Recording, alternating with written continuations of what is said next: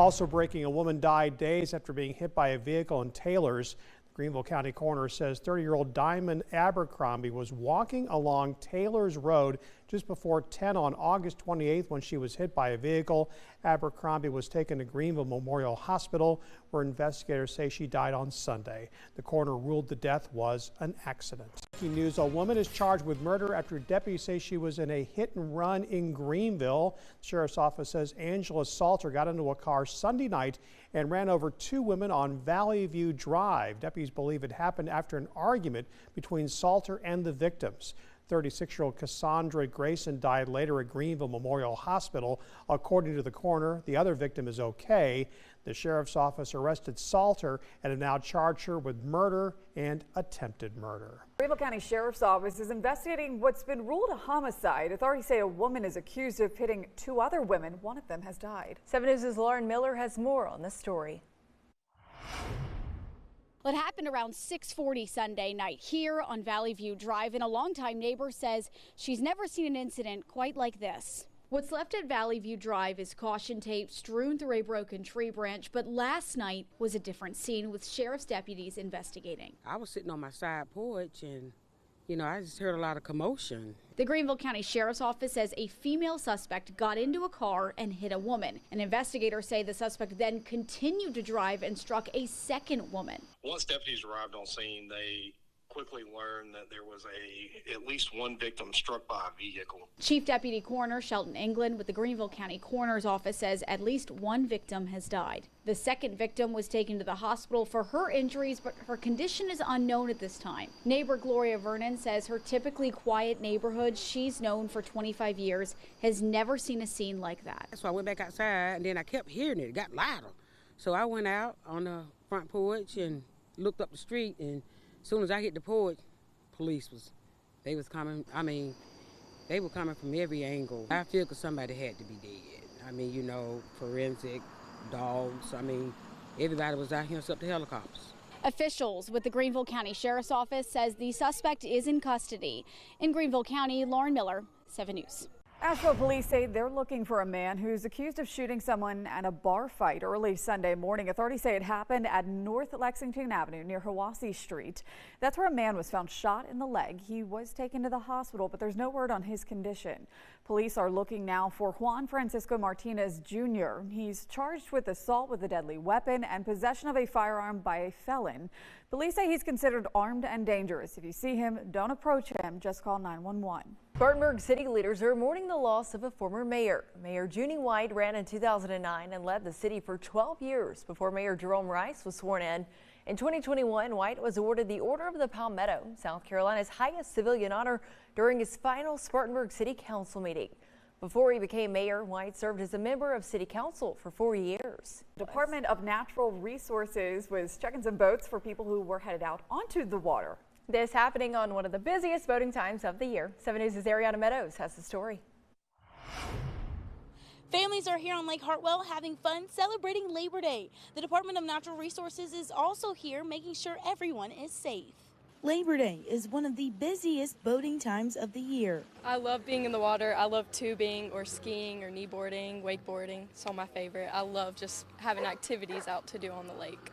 Yes, the whole 9 yards. You say it, I'm gonna do it. Caitlin Rhodes and Emma Walden are heading out on the water at Twin Lakes. We're always out here having fun with friends and family. The South Carolina Department of Natural Resources set up shop, giving boaters the opportunity to have their boats inspected for free. We want to check people's equipment, their safety equipment, before they actually get on the water. One of the examples of that would be life jackets. If they don't have enough life jackets, we can stop that before they get on the water. We'll send them somewhere, Walmart or Academy or local gas station. People say they appreciate the gesture. I think that's good. We need some protection out here, especially with people out here, and the safety is good to have. DNR says their goal is to stop a problem before it happens. They're checking to make sure boaters have whistles or air horns, a fire extinguisher, and a Type 4 throwable. And then from there, we'll typically start with the registration, make sure that's current and everything's up to date. Then we'll see how many people will be on the vessel, and to make sure that their life jackets are the correct size and shape and wear for them. Officials say watch your speed and take caution within no-wake zones. Everybody needs to have a situational awareness and have a proper lookout. So that could be for many different things. It could be debris in the water. You know, we had a lot of rainstorms, so you might have some floating logs or branches like that. But it also might be a smaller kayak or canoe or maybe even a paddleboarder. Law enforcement presence on the lake makes all the difference. You know, a restriction area like this, we're making sure that jet skis aren't running into a swimming area, something that could be very dangerous. So we do a presence patrol, but also DNR has, you know, we're game wardens. They might be in some unmarked boats as well. In the upstate, game wardens are monitoring Lake Hartwell and Lake Ataxia as well as Kiowee. In Coney County, Ariana Meadows, 7 News.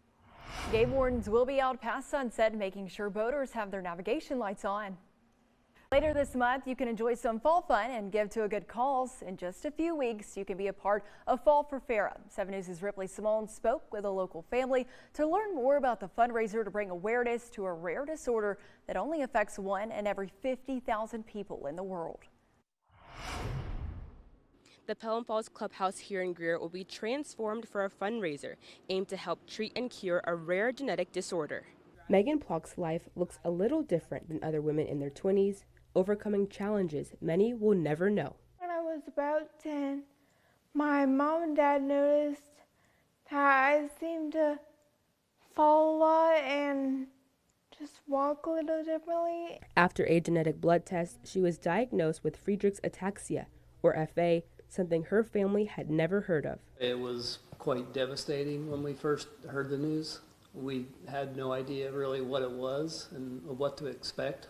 The disorder affects the nervous system. FA causes progressive balance and coordination issues, but it can also affect like cardiac issues, scoliosis, diabetes, slurred speech. At 13 years old, the life-altering diagnosis came right before high school. Of course, when you're that age, your biggest worry is, oh, what are they going to think about me? Are they going to want to be my friend?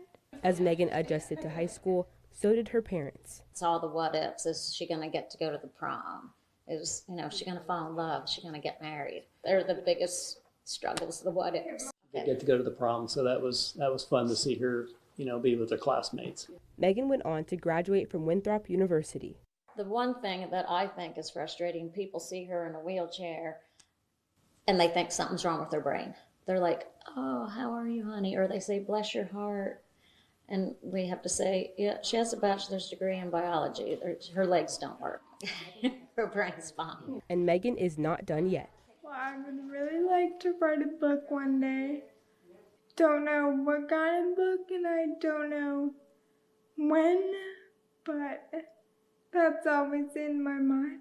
Another thing on Megan's mind, finding a cure for FA. Money raised at Fall for Farah will go towards the FA Research Alliance, a nationwide program whose mission is to treat and cure FA.